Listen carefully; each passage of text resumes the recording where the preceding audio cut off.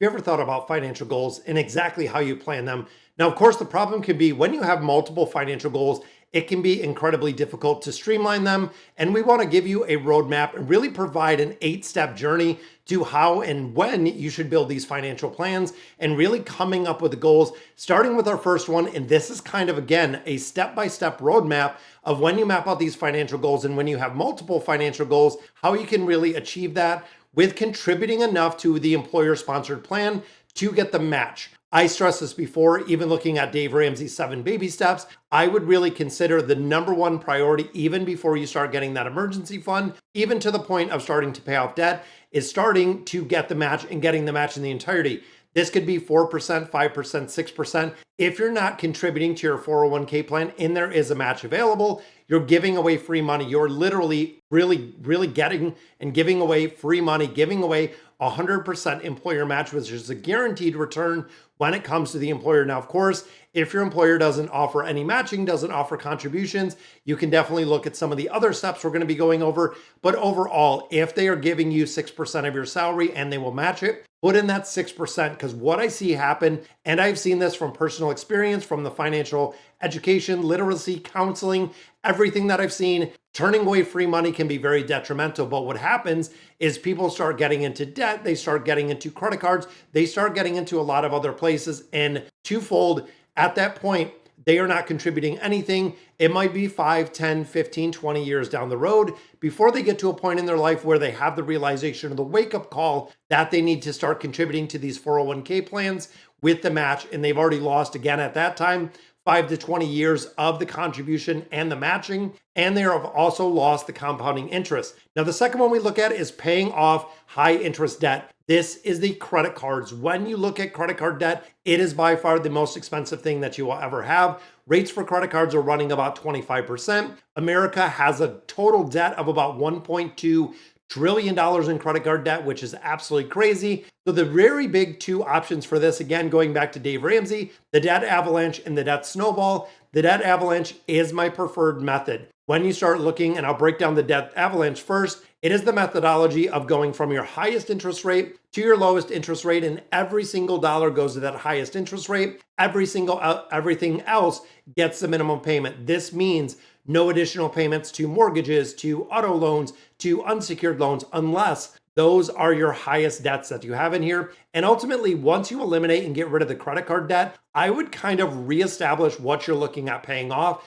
Because again, counterproductive to what Dave Ramsey says, I feel like really tackling even some of the good debt might not be the most beneficial, because you could get a lot more bang for your buck in a couple different places. But the second one is the debt snowball. Now, this, of course, is the preferred method from individuals, but the debt snowball method goes from your lowest balance to your highest balance, focusing and paying down that lowest balance first. This really doesn't give you the most bang for your buck unless by chance that lowest balance is the highest interest rate you have. It is focusing on the smallest debt to pay off first and then systematically going down. Now, psychologically, that snowball for a lot of people does work because you can actually see the elimination of debt. But when it comes to that debt avalanche, you're going to see more bang for your buck and you're going to be getting more money out of there. Now, at this point, once you've eliminated the credit card debt, you've eliminated that high interest debt, this moves into establishing that emergency fund 3 to 6 months. Now, for a majority of people, 3 to 6 months of an emergency fund can vary greatly. I mean, for some people,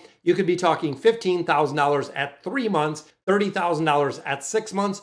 So how do you determine exactly where you are? For me, general rule of thumb that I use for this is 3 to 6 months is depending on your job. For instance, we can use a couple scenarios in here where if you're the single sole income, if you only have one single income, I would probably lean a lot heavier to the 5 to 6 months of essential living expenses, because you don't have a secondary income. You don't have a supplemental income. If there is a job loss, if there's a medical emergency, if there's something that happens and you are the only income earner, I would lean a lot more towards that 5 to 6 months of having this emergency fund. Now, if you do have two incomes, so you and your spouse, your partner, whoever it may be, does have an income as well, I would probably lean more to the 3 to 4 months of the emergency fund, just for the simple fact that if something should happen, you can shift your finances and there is still income that is being generated within the household. Now, the other thing to remember with this is depending on your career. So if you're in a very seasonal job, if you're in a very sales orientated position, if you're not something where your salary, where you're set time, where you're working possibly a lot of overtime, you want to make sure that you're saving probably this 4 to 6 months if you are in kind of more of the seasonal jobs, and making sure that you keep the emergency fund liquid. This is a question I actually got from some viewers that were talking about, could I invest my emergency fund? No, the emergency fund is meant to be liquid. It is meant to keep and be very low risk, very liquid account when you think of interest bearing, because not only with the emergency fund, I wanted to make some money. Looking at your money market accounts, looking at your high yield savings accounts, you want to make sure that you have availability for this, because if Monday it happens and something should go wrong, all of a sudden on Tuesday, you notice the market's down 22% for the year, and boom, you got to pull your emergency fund out of there, meaning you're pulling out 22% less money. That is the reason why we keep the emergency fund liquid. As we get into number 4, maximizing savings to tax advantage retirement accounts and other tax advantage accounts. Now, me personally, when you look at contributions into IRS limit accounts, into 401ks, Roth 401ks, traditional IRAs, Roth IRAs, really the benefit that I see is going above and beyond that employer match, which we know we already have done in the very, very first step, is looking at this one. There are a couple ways to do this to really maximize it. Now, of course, when it comes to those 401ks, the Roth 401ks, it is going to be dependent on what you have the ability to invest in. Now, this, of course, can be a very slippery slope. You need to do your own research, considering the amount you're putting into the employer match. And if the employer does have the best ETFs,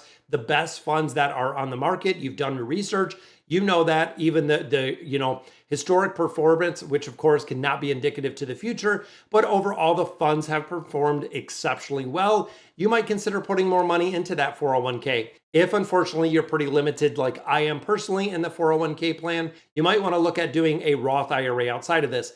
Now the question comes, why do I prefer the Roth versus the traditional? For me, the Roth, when you start looking at it, there's a lot of benefits, including not having to take those required minimum distributions when you get into retirement, and you are paying the tax now. Even though it might be a little bit higher of a tax burden as we sit today, depending on the bracket you're in, is when you start adding in and really calculating the compounding interest. If the compounding is happening in a traditional account, you are going to owe your taxes on the entire balance. If that compounding is happening on a Roth account, you are not going to have to owe the taxes. That is the biggest difference. And of course, to throw another caveat in here, if you have a high deductible healthcare plan, so if you have access to an HSA account, that is a triple tax benefit account.